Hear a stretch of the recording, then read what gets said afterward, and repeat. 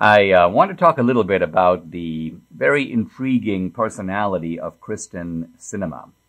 Now, the importance of Sinema is that she, along with Joe Manchin, are the two Democrats standing in the way, almost like the Spartans in the past, against the Biden administration's attempt to ram through a ridiculously expensive, unaffordable $3.5 trillion infrastructure bill laden with all kinds of stuff that has nothing to do with infrastructure. A pure boondoggle, a vote-buying scheme. By the way, it's interesting to hear the left talk about this because they almost admit, they come to the water's edge of admitting that it's a vote-buying scheme. They say things like, if we don't pass this bill, we're going to lose the midterms. And what they mean by that is we have all kinds of goodies in the bill. We're going to pay off this group. We're going to pay off that group. We're going to try to mollify public opposition to Biden's actions, essentially with cold cash. And we're going to do it by borrowing the money, so to speak, or taking the money from future generations. And even though they say, well, we're paying for it, we're not borrowing. For when a country is massively in debt already, yes, you are borrowing the money. Now, Manchin and Sinema are actually, if you look at them, very different. And one way you know this is if you look at their attitude, both to the press and when they are confronted. Now, Manchin is a very kind of engaging character. He's frequently in the news. There's this kind of Indian guy at CNN named Manu Raju who seems to basically live with Manchin, by which I mean every time I see Manchin, this little kind of Indian guy is bopping up and down like, hey Manchin, are you going to change your mind? Are you going to change your mind? Every single day. So it's so annoying. And Manchin looks at this guy like, you know, like, really? Is this what you do in India? You know, pester people until they give in. You know, mommy, can I have it? Can I? And so this is this Manu Raju character. But anyway, Manchin is always engaging him. And he's always kind of giving a slightly different thing than he said yesterday. So he's a calibrator, and he seems to kind of enjoy the fact that he's in the limelight. Now, Sinema, the exact opposite. She rarely gives interviews. Even when she's confronted, I remember that scene on the plane where this sort of illegal kind of moseys her way down to first class and starts haranguing Sinema. If you look at Sinema, she just basically looks away and doesn't say a word. So with Sinema, she's got this stoic, taciturn refusal to engage. And of course, it raises the question of what is Sinema's game? Because Sinema is a liberal. And so how is it the case that she is showing this much tenacity against her own party? The left can't understand it. They're continually trying to bash her. Saturday Night Live did a sort of skit in which she's this ditz, you know, and doesn't know what's going on, doesn't really know what she wants. And that's not the problem. That's just a complete misreading of Sinema. Apparently, some leftists intend to confront Sinema. She's going to be running in the Boston Marathon on Monday, and they want to accost her, during the run?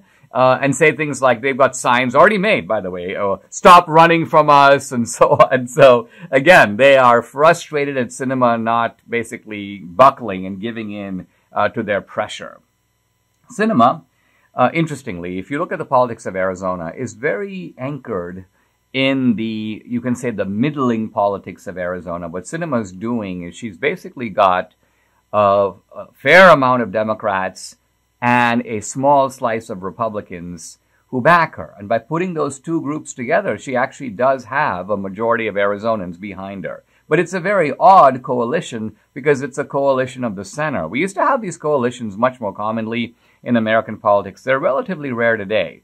But Arizona really is a centrist to right-leaning state. And even though Sinema is left-leaning, she is sufficiently independent of the left. And you'll see that she's able to buck the left time and time again.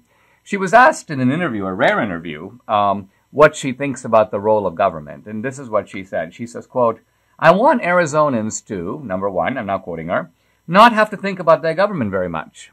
But when they do, to think to themselves, well, that's at least a little bit less bad than it used to be. It's less painful than it used to be. And Kyrsten has done some work to help make my life a little bit easier and a little bit better.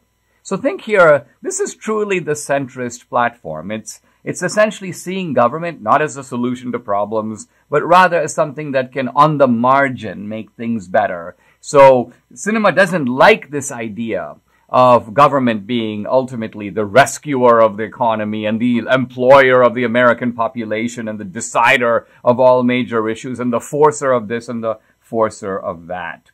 One political strategist made an interesting point comparing Sinema to Trump. He said, like Trump, she has the capacity to scramble traditional power structures, but from the other side. So just as Trump scrambles the Republican coalition and wins over working class Democrats, Sinema can scramble the coalition from the left and win over some Republicans, probably more moderate suburban Republicans. Sinema wrote a book in 2009, very interesting. It's called Unite and Conquer. So not divide and conquer, but unite and conquer, how to build coalitions that win and last. And in that book, she describes, quote, the dreaded disease of what? Quote, identity politics. And liberals, she says, are too quick to embrace, quote, the mantle of victimhood. So anyone who talks like this is anathema to the left. Anyone who thinks that victimology is bad is breaking with the central operating principle of the left, in which victimology is basically all there is. Victimology is basically your claim to moral superiority over everybody else. Victimology is your tool for browbeating others and dividing society, and Kyrsten Sinema doesn't want to divide society at all. For these reasons, I think, on balance, and today, even this liberal Democrat is in fact a friend of liberty and a friend of America, a friend of fiscal sanity. Do cheers for Kyrsten Sinema.